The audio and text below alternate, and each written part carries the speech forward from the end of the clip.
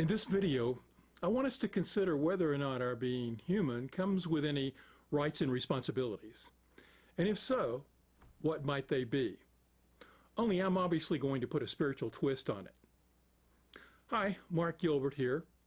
A few years ago, I published a book entitled Our Spiritual Rights and Responsibilities. Not the most exciting title, I gotta say. But you can probably tell from that title that I do believe that we all have certain rights which come to us by nature of us being alive here on planet Earth, and that with those rights come certain responsibilities as well. Now, to understand where I was coming from in that book, know that I considered it a sequel to another book I had written, one entitled Our Spiritual Evolution, Transcending the Third Dimension. The book was a lead-in to the third one in a series entitled Becoming a Spiritual Change Agent. More on that in a few minutes. But the sequence was Our Spiritual Evolution, Our Rights and Responsibilities, and Becoming a Spiritual Change Agent. So let's set the stage. Briefly, the Spiritual Evolution book painted a picture of how Spirit or God created this third dimension as a place to express its creativity. And here, its creation, including you and me, appear to consist of things that are separate and apart from one another. Yet the divine or God embedded itself into everything, in a sense, hiding itself within its creation. And it's allowed all of us to forget the source from which we came, that oneness. It did so that we could express our free will choice, make mistakes and learn, and eventually evolve back into knowing the truth of our oneness. Now that's a lot. But I've covered this story in other videos, and if you want to hear the expanded details, check them out. So in my book on spiritual rights and responsibilities, I considered this question. Once we woke up enough to be aware of this spiritual evolutionary path we're all on, how did that change how we look at other humans and the entire world? After all, if you and I are one at some basic level, then it leads me to knowing the deep truth of the golden rule, that I want to treat others as I want to be treated, that harming you is ultimately harming me, that seeing you succeed and prosper contributes to my success and prosperity, right? So based on that, my further reflection brought me to the consideration that there are 5 essential rights that we all have, as well as 2 key responsibilities.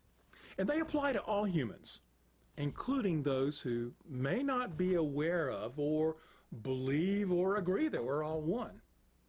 However, many folks probably won't buy into all of these rights and responsibilities until they have a certain degree of wokeness, as they say in the common vernacular, regarding our interconnectedness.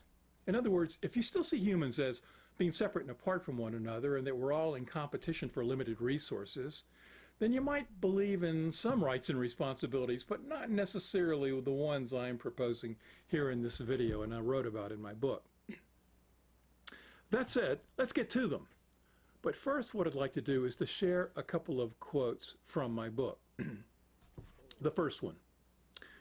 When we hear the term rights and responsibilities, we naturally tend to think of the very human institution of government.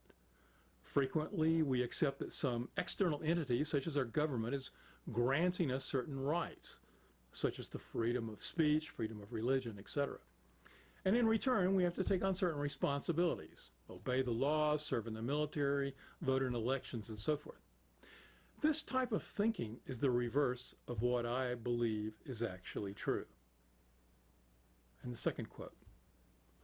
What I want you to know as true is that our real rights and responsibilities transcend both our governments and our humanness. In essence, it's our spiritual nature which has granted us both a set of rights, things that are ours to be and do, and a set of responsibilities, obligations we carry with us in relation to these rights. End of quote. So now, what are these rights that I believe we all have? Let's list them, then expand on them a bit. First, the rights. By virtue of our all being infused with the spirit of life, all human beings possess the following rights. the right to express love and receive love fully. The right to express our unique human gifts and talents fully. The right to fully experience freely all aspects of what it's like to be human. The right to fully believe what everyone wishes about life and its meaning. And finally, the right to fully communicate with others about what one believes about life. Now the responsibilities. By virtue of our possessing and benefiting materially, emotionally, and spiritually from these rights, all human beings also possess the following responsibilities. The responsibility to ensure that every other human being may freely express their rights. The responsibility to ensure that in the expression of one's rights, that one do no harm directly or indirectly to another human being. That's it. Now, just a bit of commentary on them. On the first right, when we talk about love, it's more than romantic love. It includes that, but it's more. See the video listed for more on this topic. But love is really an evolutionary force that's embedded in each of us, and it's calling us out of our sense of separation to connect with others and the world in this divine flow. We have something inside us that wants to love and something that wants to receive love. Similarly, on the second right, we're all embedded with a creative spark that wants to be expressed in some capacity. We feel a need to identify our creative gift and give it to the world. Regarding the third right, living on Earth in this dimension is truly a gift. There are a lot of different ways to experience this world. There's a lot of joy that can be obtained by our tasting the pleasures of our earthly lives. And we need to do so in ways that speak to us, seeking and experiencing the joyfulness that exists all around us every day. And finally, to the fourth and fifth rights, you need to discover for yourself what's true about life. Although I'm doing these videos to share what I've come to know is true about the world and life in hopes that it helps others on their path, I've no attachment to you agreeing with me. I want you to believe what you think is true, not what I say or what others say. And whereas I'm expressing what I think is true, the fifth right, I want you to be able to do the same, even if it differs from me. Now, I realize these rights can seem a bit selfish and egocentric. Isn't there a big chance that if I'm expressing my rights, I'm going to sometimes bump into you and infringe on your rights? After all, what happens if my experiencing the world and all its gifts leads me into conflict with you and you're experiencing the world? Or what if I try to force you to love or want you to love or to believe about life what I believe? Well, that's where the responsibilities come in. Knowing that we're all one, it should be as important to me that you get to express your rights as it is for me to express mine. Hence, I want you to find your calling, your talent, and live it. I want you to love the way that you want to love. I want you to experience all of life in its fullness just as I do. I want you to have the same opportunities in life that I have. And in all of this, my expressing my life and my desire for you to express yours, all of this includes an awareness that I must do my utmost to cause no one else any harm. Now, there's an obvious issue that comes up here in reflection on that point. What about those people who don't yet remember their truth of their oneness with others, and they choose to see life as a fight and competition and are obviously not abiding by these rights and responsibilities? One could be truly choosing to be selfish and causing harm to others. And in these situations, we do have a responsibility for the greater good of all, to stop that person from the harm they're creating. These rights and responsibilities don't negate our having appropriate and healthy boundaries and enforcing laws to those who choose to hurt others.